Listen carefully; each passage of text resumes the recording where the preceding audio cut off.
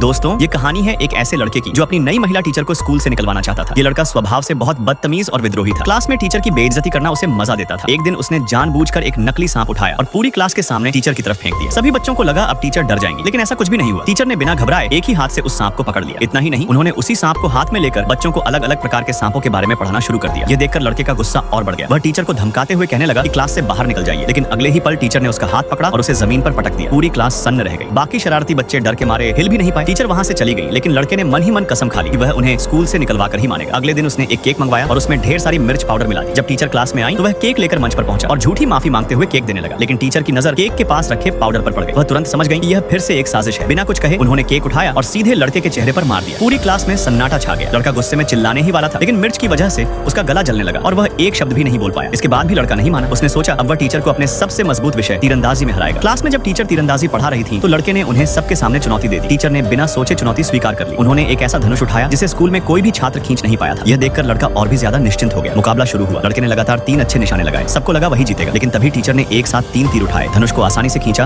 और तीनों तीर एक साथ छोड़ दिए। तीनों तीर सीधे निशाने के बीचों बीच जा लगे। सब हैरान रह गए। लड़के को शक हुआ और उसने धनुष छीन लिया, लेकिन वह उसे खींच भी नहीं पाया। उल्टा तीर दीवार से टकराकर वापस उसी की तरफ आने लगा। लड़का डर के मारे पीछे गिरने लगा। टीचर ने तुरंत उसे सब्सक्राइब फॉर पार्ट 2